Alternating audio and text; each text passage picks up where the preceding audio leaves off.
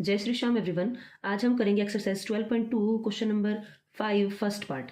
क्या है P square plus में 6p प्लस 8। क्या करना है, इसका फैक्टराइज करना है द फॉलोइंग एक्सप्रेशन। मतलब कि गिवन जो है हमारे पास में एक एक्सप्रेशन है, हमने इसको फैक्टराइज करना है। हमने फैक्टराइज करने के तरीके देखे, कहीं पर तो ये ऐसे था, कहीं पर तो आपको वो फॉर्मूला दिख रहा था, है ना। जैसे ये फॉर्मूला दिख गया, या a माइनस बी के होल स्क्वायर का दिखा, या a प्लस में b के होल स्क्वायर का दिखा। तो इस टाइप से कई जगह तो हमें फॉर्मूले दिखाई दे गए।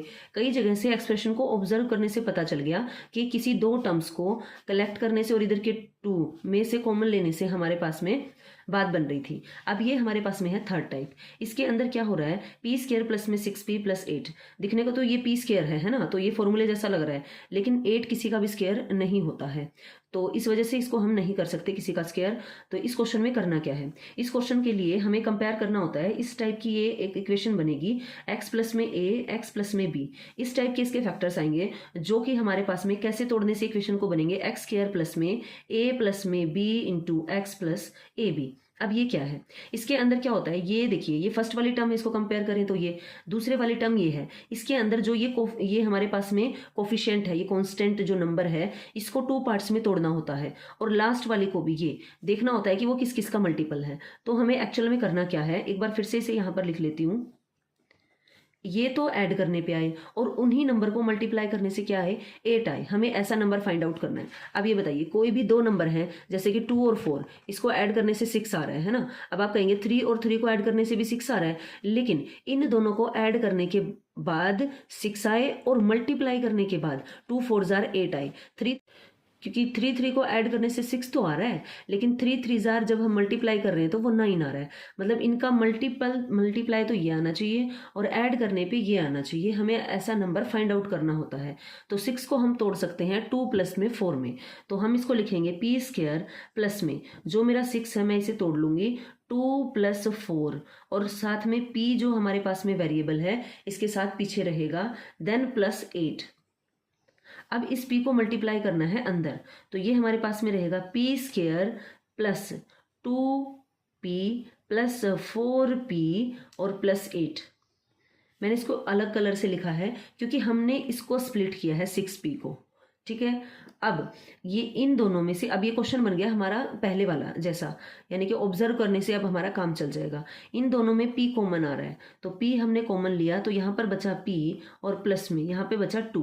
अब इन दोनों में से क्या कॉमन आ रहा है, 4 कॉमन आ रहा है। 4 कॉमन लेने से यहाँ पर बचा p और यहाँ पर बचा 2, क्योंकि 4 2 जार 8 होता है, तो 4 उसमें से चला गया तो बचा 2। अब यहाँ पर देखिए, ये हमारे पास में सेम है, बीच में प्लस का साइन है जो इन दोनों टर्म्स को अलग कर रहा है। तो इसमें से हम क्या लेंगे, इसको कॉमन लेंगे p प्लस 2 को, और यहाँ पर हमारे पास में इसके जाने के बाद क्या बचेगा, यहाँ पे p बचेगा, और ये इधर से चला जाएगा तो प्लस में क्या बचेगा 4। तो देखिए ये कुछ ऐसा ऐसा बन के आ गया है ना, ये multiply by this and then हमने इसमें इसको तोड़ा था। तो इस तरीके से हमने क्वेश्चन। सेकेंड पार्ट गिवन है Q square minus 10q plus 21।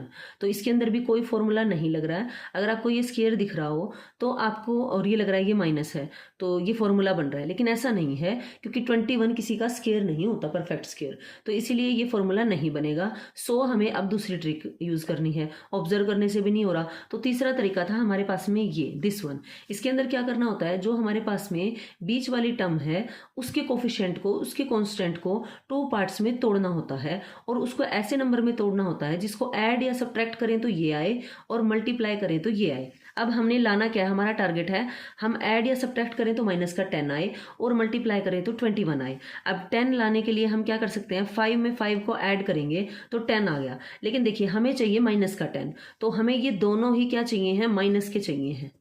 तो -5 और -5, तो ये क्या हो जाएगा, माइनस का 10 हो जाएगा। इतना काम अपन का बन गया। उसके बाद अब आप ये सोचोगे, अब इन दोनों को जब हम मल्टीप्लाई कर रहे हैं 5 5 जार, तो ये बन रहा है हमारे पास में 25 प्लस का 25, लेकिन हमें 25 तो चाहिए ही नहीं, तो हमें तो क्या चाहिए, 21 चाहिए। तो हम कहीं और जाएंगे नंबर चेक करने के लिए। तो अब हम किसी और नंबर को चेक करेंगे, जैसे कि माइनस का 3 और माइनस का 7 है। इन दोनों को जब हम ऐड कर रहे हैं तो माइनस का 10 आ रहा है, और इन्हीं को जब मल्टीप्लाई कर रहे हैं तो 21 आ रहा है। इसका मतलब हमारा ये नंबर हमारा काम बना देगा, है ना। तो हम लेंगे माइनस का 3 और माइनस का 7। तो अब यहाँ पर हमें क्या करना है, क्यू स्क्वायर और ये माइनस के 10 को हमने खोलना है 3 प्लस में 7 में, देन इंटू क्यू प्लस में 21। अब कई बच्चों का क्वेश्चन होगा क्या इसको हम 7 + 3 लिख सकते हैं? आप इसको बिल्कुल लिख सकते हैं, 7 + 3 लिखिए, 3 + 7 लिखिए, दोनों सेम चीज़ें हैं, ठीक है। अब इसे खोलेंगे हम ब्रैकेट को। देखिए मैंने एक बात बता रखी है, घर से बाहर नेगेटिव पर्सन आता है तो अंदर के साइन चेंज हो जाते हैं, है ना। अगर हम नेगेटिव नंबर को बाहर निकालेंगे तो भी, और उस नेगेटिव नंबर को अंदर लेके जाएंगे तो भी साइन चेंज हो जाएंगे। देन ये हमारे पास में रहेगा क्यू स्क्वायर -3q -7q + 21। इसको आप सीधा ये भी लिख सकते थे, अगर आप ये न लिखना चाहें तो इसको डायरेक्ट आप ये भी लिख सकते थे। अब हमारे पास में इन दो में से कॉमन आ रहा है क्यू, और यहाँ पे बचा क्यू -3।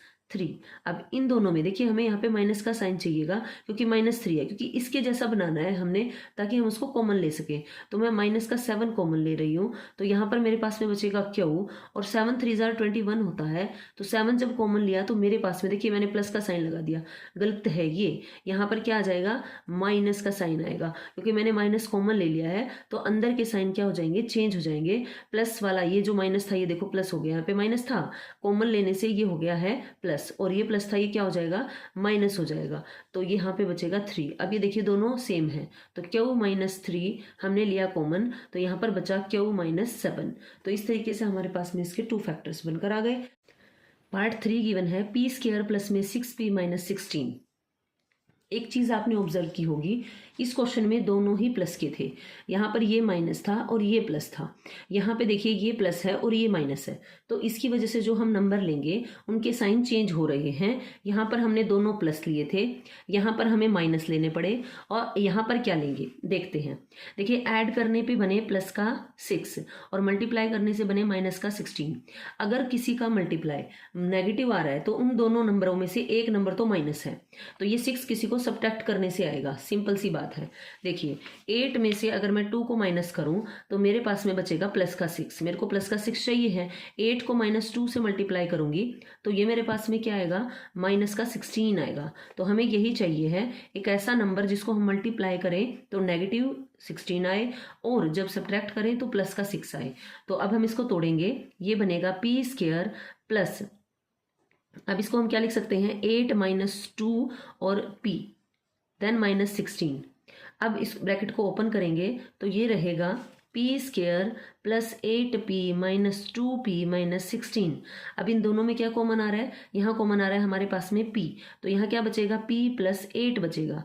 यहाँ से क्या कॉमन आ रहा है, माइनस का 2, तो माइनस अगर मैंने कॉमन ले लिया है तो दोनों के साइन चेंज हो जाएंगे, क्योंकि नेगेटिव पर्सन घर से बाहर आ गया है। तो ये हमारे पास में बचा p प्लस में 8, तो ये दोनों हमारे पास में सेम है, तो अब हम लेंगे कॉमन, तो ये रहेगा p + 8 और ब्रैकेट में बचेगा p - 2।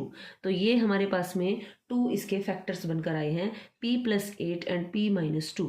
अगर आपको वीडियो पसंद आई है तो please like, share and subscribe.